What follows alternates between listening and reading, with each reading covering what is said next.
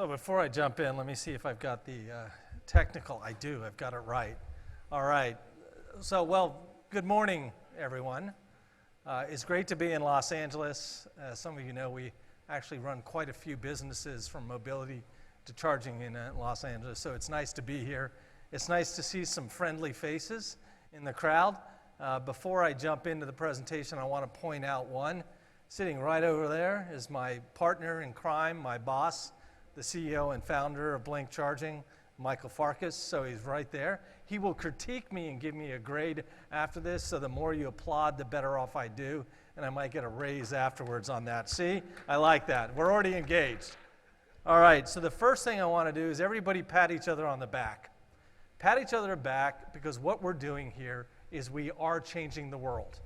We're changing it with one vehicle, with one charger, with one innovation at a time.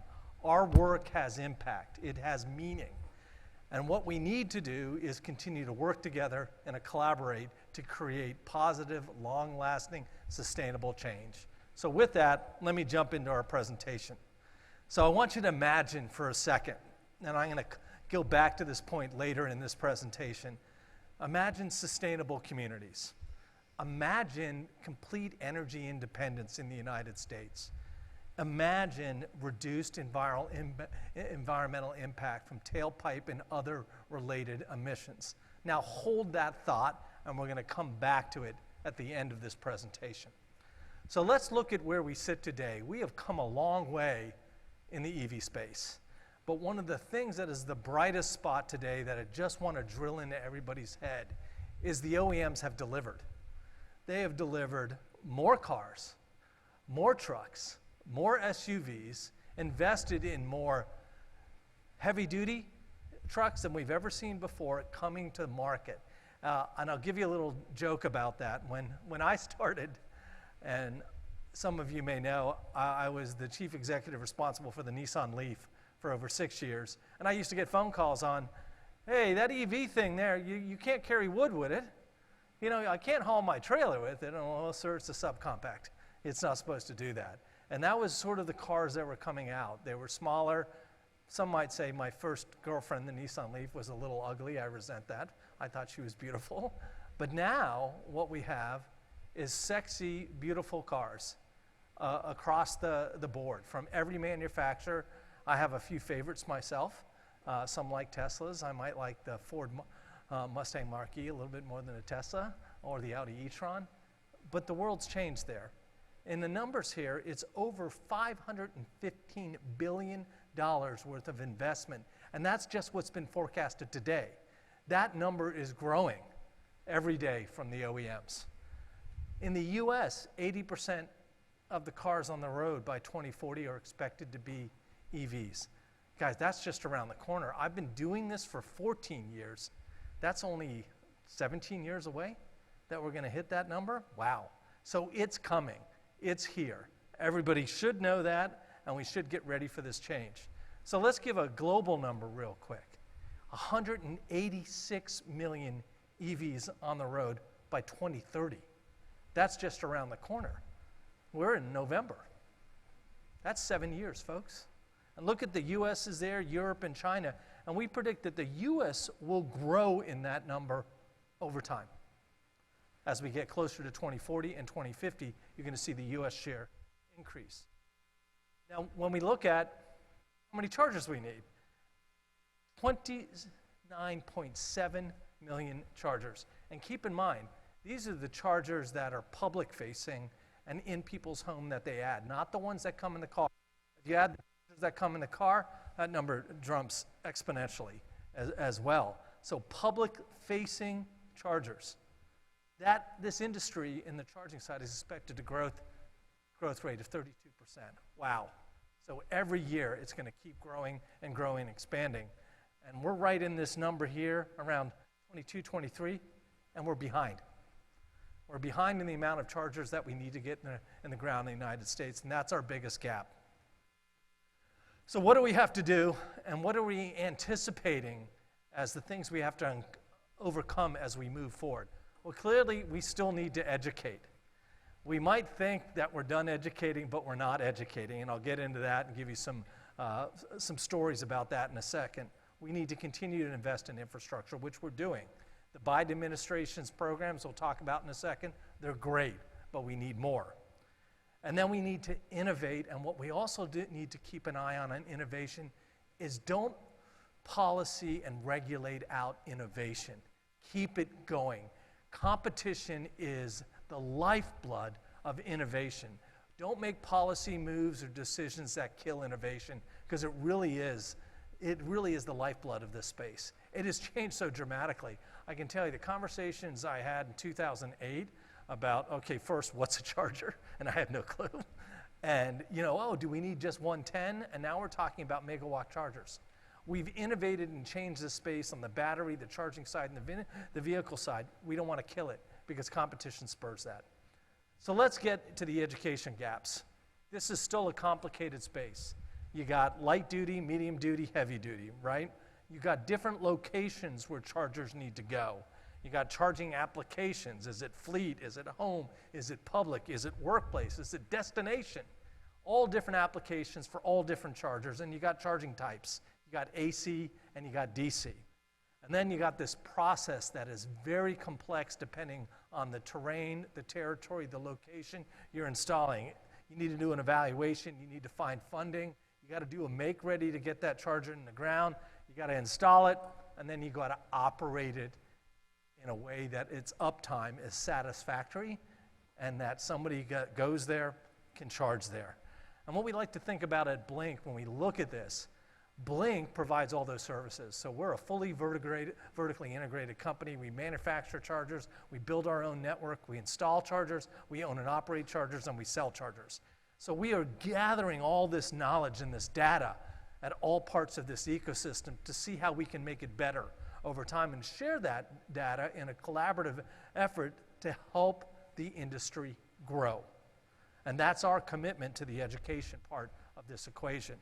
So let's quickly look, and we know this empirically, who the stakeholders are. We got public sector, private sector, we've got utilities, and that was talked a lot about on the panel, that utilities are here, we have to partner with them, and we have to collaborate with them because that's where the fuel is coming from. They are a big part of this ecosystem, and we need to help them because in this transformation, utilities are also struggling with this structural adjustment and doing business differently. The transformer shortage is just another example of how we need to keep helping utilities, because right now you try and get a transformer, you've got a 6, 12, and sometimes 24-month delay depending on the transformer that is needed to power DC fast chargers. OEMs and other organizations, such as this organization here in this meeting place today. And we see the roles, right? You've got decision makers. You got people going to make policy decisions, business decisions, community decisions about where chargers go, what type of utilization we want out of a new fleet that goes, what type of vehicle we want to buy in terms of municipal application or a corporate ESG strategy. What do we want to put in our fleet and what do we need to charge that? And then you got the ambassadors and the managers, and these are people that are important because they're the advocates out there. They believe. And believers do more work and get the message out there in a much more crystallized way than anyone else. If you're a believer in the EV movement and an EV infrastructure and in zero emissions mobility, God bless you, because you're helping us get this message out and you're crystallizing those message for all the new stakeholders. And then initiatives, and we'll pause here for a second and we'll talk about this theme of collaboration. And Blink believes in collaborations at all levels. We've won getting close to $35 million over the last 18 to 24 months on grants and RFPs, and we've done them all through collaboration with a variety of stakeholders. Whether that stakeholder be a municipality, whether a utility, whether a state government or organization, we've collaborated. What solution do you need for that location? And we've done it in a way of tailoring our offering and being flexible to meet their needs. Because we can't jam solutions onto government. We can't jam solutions onto individual businesses. We have to meet their needs and provide flexibility. And if we provide that flexibility, we're going to meet the needs of the public, and we're going to see this EV revolution to continue. Well-trained staff and ambassadors. So this is a big, broad topic here. We had the privilege of meeting at a facility in Miami Beach with the Secretary of Labor, Marty Walsh, about 3 weeks ago. And we talked about the need for trained staff. And not just staff that is on the executive or the administration level, technicians that actually can install chargers, technicians that can work on chargers, technicians that understand the complexity of software interacting with hardware, being manipulated by firmware in an outside environment. And then software that has to integrate with a vehicle system simultaneously, and they get it, and they know how to program, change, manipulate chargers to make sure that everything's working smoothly and communicating. This is a whole new set of jobs. So keep thinking when we talk about well-trained staff and ambassadors and all of this, we're also talking and hitting at EVs as a job creator and a job creator of high-tech jobs in the United States, well-trained, value-added jobs. And every time we put another charger in the ground, every time we do an increased production order for a charger, we're creating another job, another opportunity for high-tech wages. So the next part is infrastructure investment. So we all know about the Biden administration's funding. It's very well known. It's out there. $5 billion for the highway. This is a great investment in the U.S. future. Then we know that the other 2.5 is set aside for rural and underprivileged chargers. We applaud that. But as we look back, the need is 27 million in the United States. We're going to need a lot more funding. And we need states to come up with other funding mechanisms. Don't, and I implore all of you to go out to your states and talk. Don't use the NEVI funding as a way not to invest your own state dollars. Don't do that. Invest your own state dollars. Our hats are off to the state of Florida. We just engaged in a project with them where we're incorporating batteries, solar, and high-speed charging stations combined together throughout a corridor. It's 26 stations. It'll have high-speed DC fast charging. And the reason Florida wanted us to do this and they selected Blink was they want resiliency. So it's a different variable. When the power goes off in Florida, and we just had a couple hurricanes, so we know about the power going off, they want the charger to be on.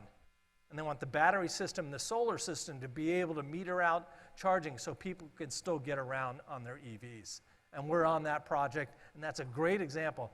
That was the state initiative. No outside funding for that. The state funded on itself.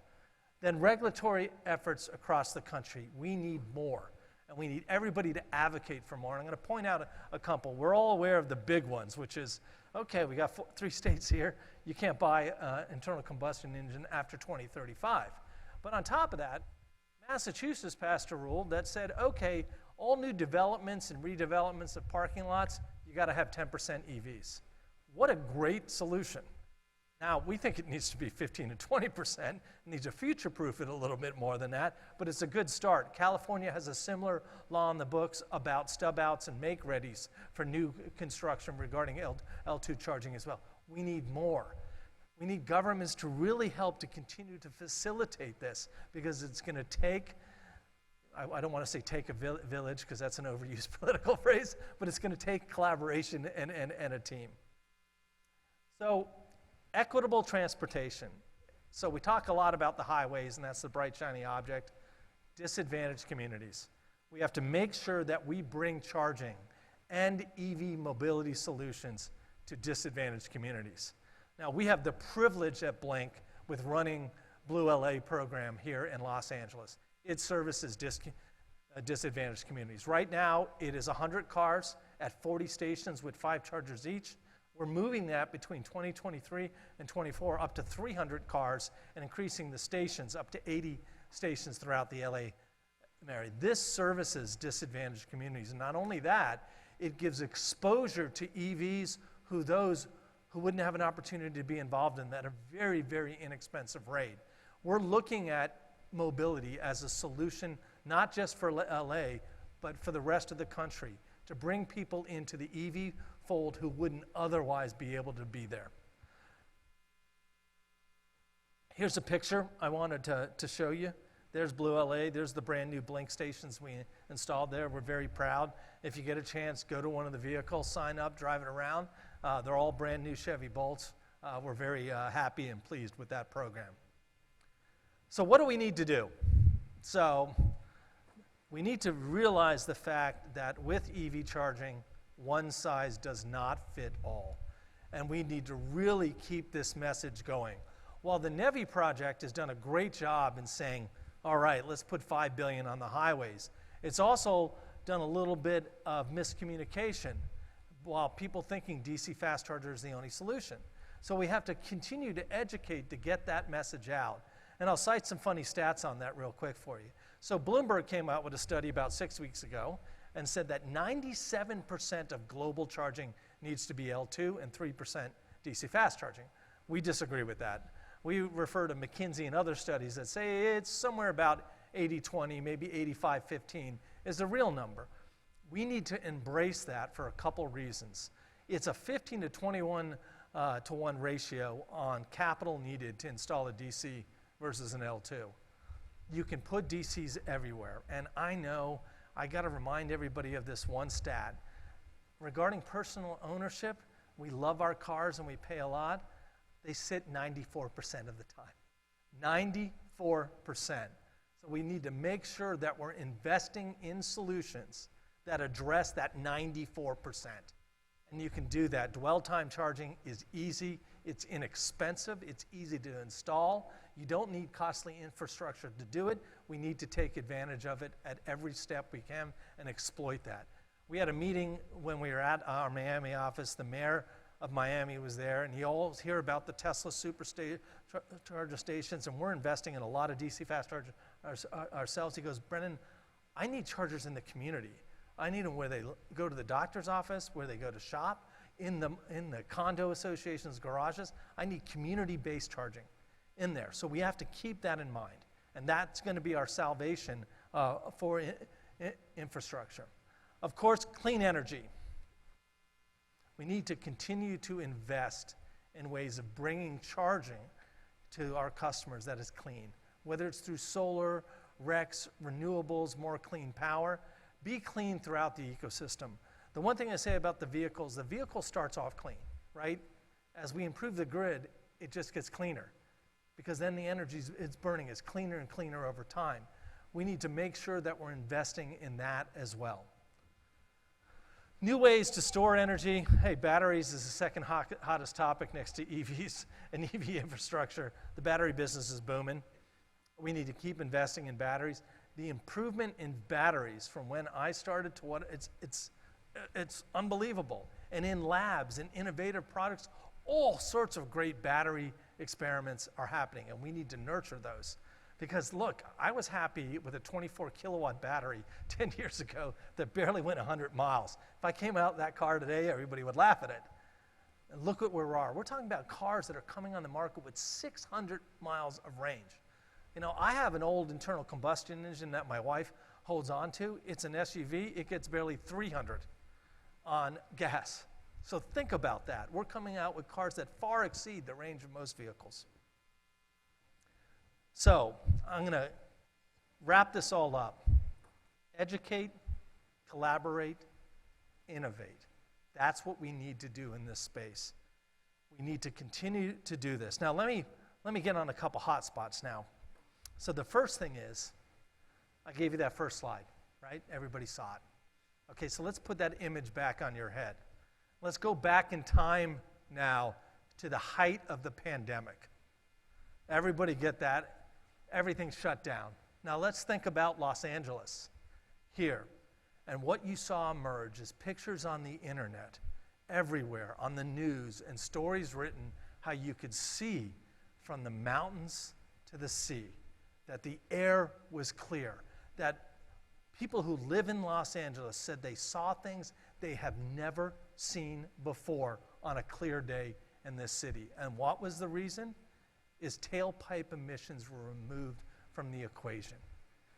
Now then we had to do it via a pandemic. We now have the ability to do that on a permanent level through the adoption of EVs. And when we talk about what we're all here to do, that's what we're here to do, to revolutionize the way we move, through cleaner transportation, through cleaner energy, to realize a better future for ourselves, for our children, and for their children. And at that point, I'd like to wrap it up. Thank you very much for allowing us here at Blink to speak with you today. We're in it with you. We'd love to partner with you and collaborate with you all. Thank you.